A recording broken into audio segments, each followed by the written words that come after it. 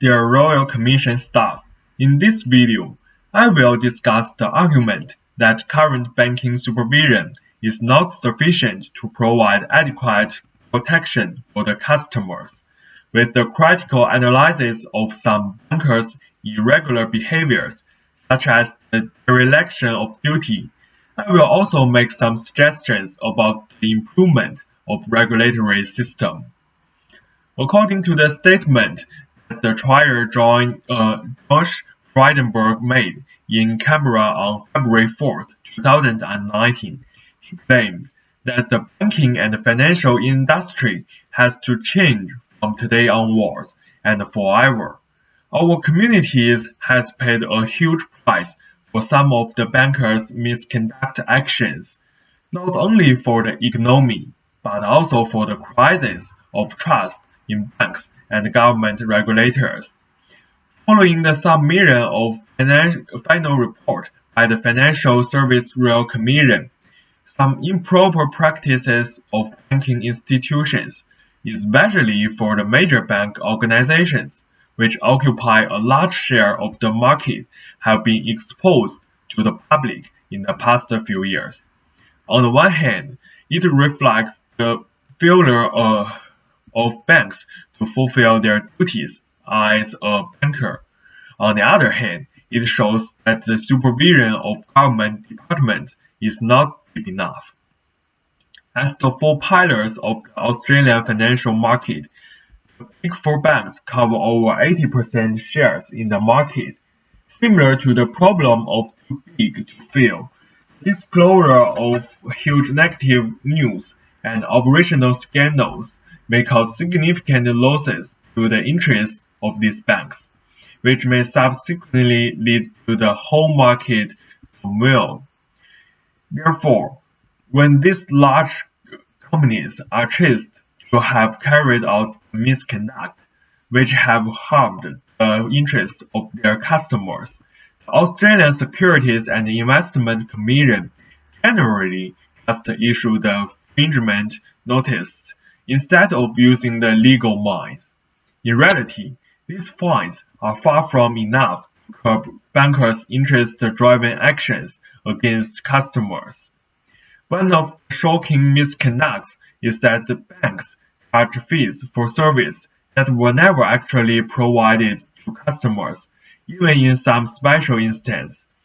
The bank was charging fees to customers for up to a decade without providing service, and including to some who were deceased.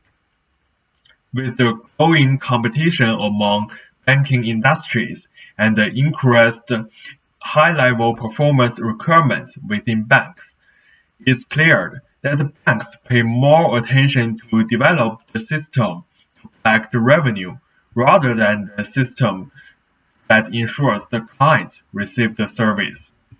Despite under the supervision of the Twin Peaks, April and Essex, it's reported by the Australian Financial Review that $316 million in fees has been refunded to the customers from the Big Four banks plus AMP. The real dilemma behind the problem still exists.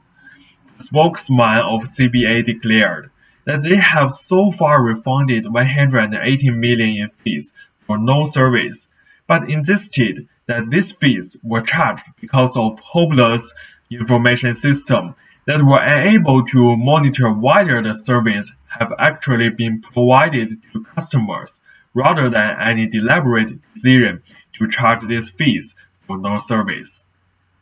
There is no doubt that the primary goal of banks is to maximize their own interest, but the bottom line is that banks can't breach the legislation and harm the basic interests of customers while seeking better returns.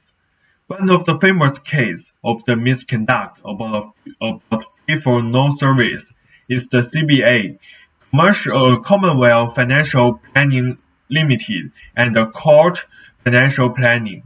From the chase in the relevant legislation, these misconducts were alleged to breach the Corporations Act, the Banking Act, and the Essex Act.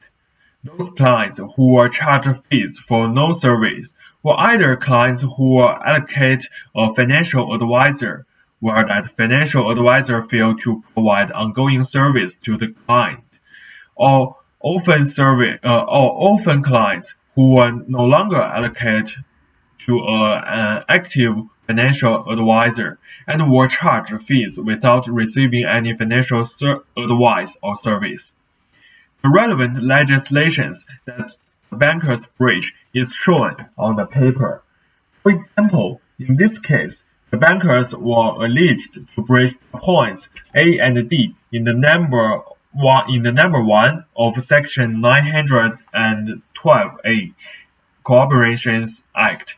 They failed to provide the financial service provided by the license without the lack of the available resource. Obviously, the regulation of banking industry is not enough nowadays. Two major government prudential authorities, APRA and ASIC, should be authorized more power and given more financial support under the Banking Act Section 11A. APRA has been given the power to develop prudential standards, so in response to the ever-changing banking service model and information management system, APRA should make some more detailed standards about the communication between bankers and customers, so that customers can more clearly understand the service they deserve, and it should enhance the requirement for updating the bank's internal information in a timely manner. Otherwise, ASIC should disclose more and detailed supervising results to the public, which helps the customers conduct self-examination.